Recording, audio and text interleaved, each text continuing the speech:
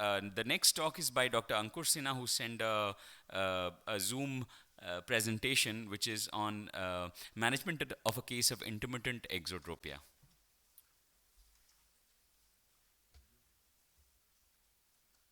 A very good afternoon to each and everyone.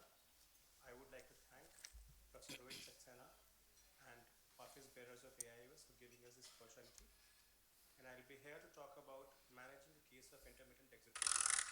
Now, intermittent exotropias are one of the most common forms of strabismus scene. They develop because of defective development or inheritance of binocular single vision or abnormal action of medial rectus. It is important to rule out pseudoexotropia, fundal coloboma, and macular drags. Now, there are a lot of problems in IDS or intermittent exotropia. Jampolsky said that exophoria progresses to intermittent exotropia and then to constant exotropia. The binocular single vision is present in cases of intermittent exotropia, but synopsis may be compromised. There could be symptoms of asthenopia, diplopia phobia, or there could be cosmetic and psychological issues.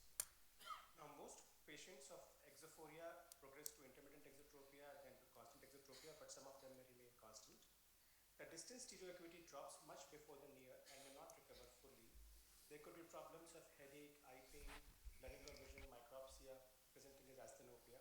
The bright light dazzles the retina, disrupts the fusion, causes diplopia, and causes closure of one eye, which is called as diplopia phobia.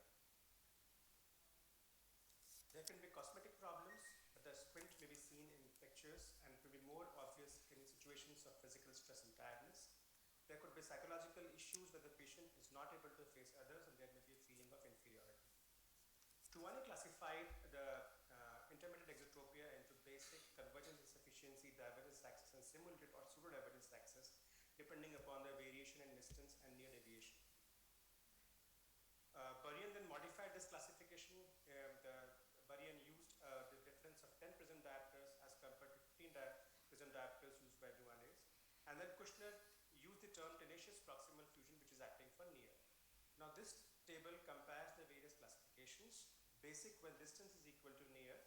Convergence insufficiency when near is more than distance, and it could be caused by a low AC by A ratio or fusional convergence is low.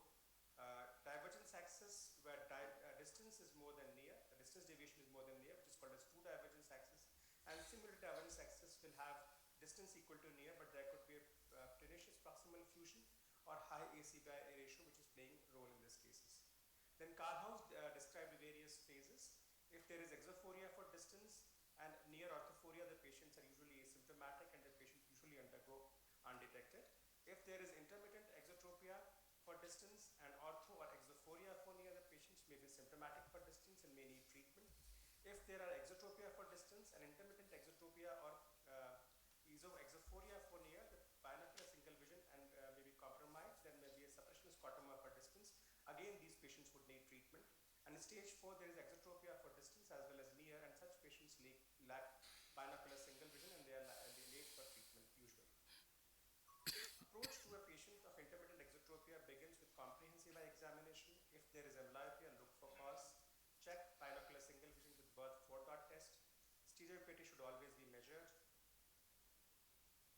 Always prescribe adequate myopic glasses. Should not overcorrect them unless you are intended to.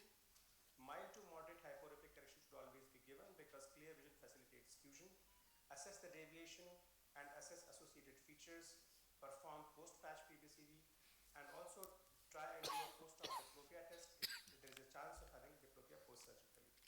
Now, when to operate this patient is a question. So, it can be a subjective decision depending upon the worsening of control and the patient is progressing from Karlhorn stage 2 to stage 3. Falling or low stereo acuity, when the intermittent exotropia is presented more than 50% of waking hours, or there is presence of diplopia phobia. To make this decision more objective, a new Carlson score was introduced where the patient was assessed at the home and in the clinic for distance and near based upon the type of refixation and control over the blink and the frequency of breaking. The Newcastle score was given. A Newcastle score of less than 2, it suggests that the patient is well controlled and there is high probability of a stable course. If the Newcastle score is between 3 to 6, the control is moderate and we have to think in terms of surgery. If the Newcastle score is 7, the control is poor and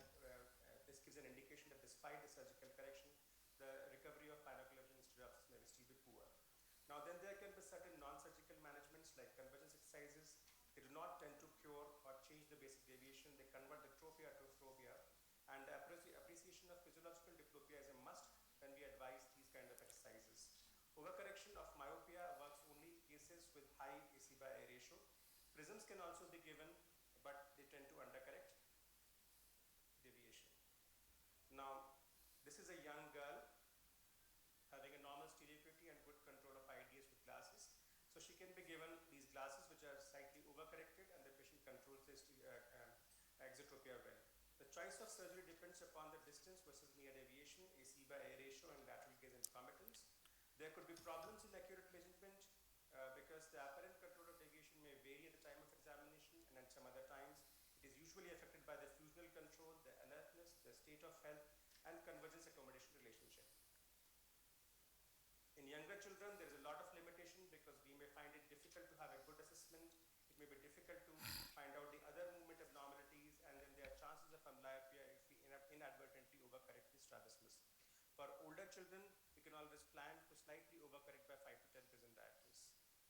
For basic type of intermittent exotropias, you can plan RNR or bilateral lateral rectus recessions.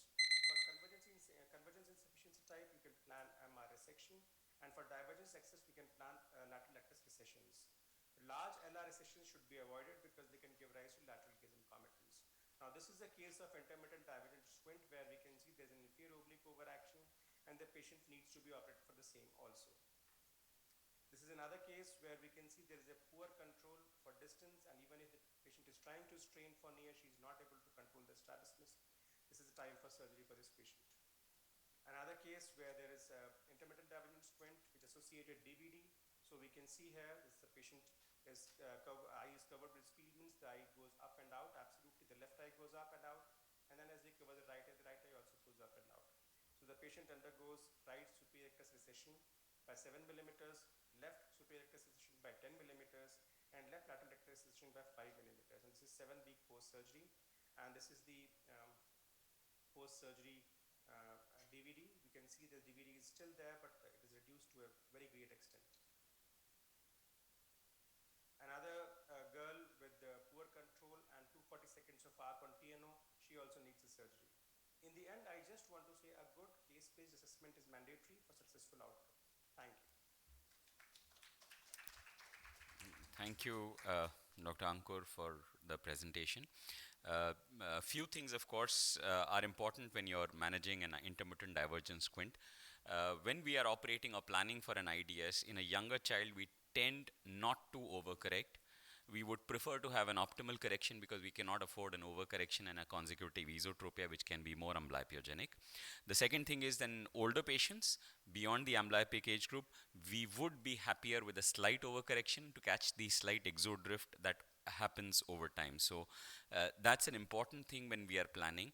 In a very small child presenting with early breaking of intermittent exotropias, look for reasons why the child is breaking. More often than not, there is going to be either oblique overactions or there is going to be a subnormal vision which is responsible for the child breaking. Otherwise, mild, moderate exophorias, children, because they are inherently mildly hyperopic, are able to control.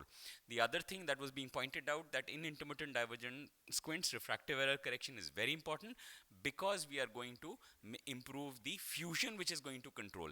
Even the exercises that we are giving are actually wrongly talked as convergence exercises, or they are improving convergence. They are actually improving or giving an attention to fusion also, so because it's finally the fusional vergence mechanism that is keeping all of us, and most of us, especially in this elite group, would be myopes, and all of us have fair amount of exophoria. So this exophoria is well controlled by fusion. So in an attempt to improve the fusional vergences, you would be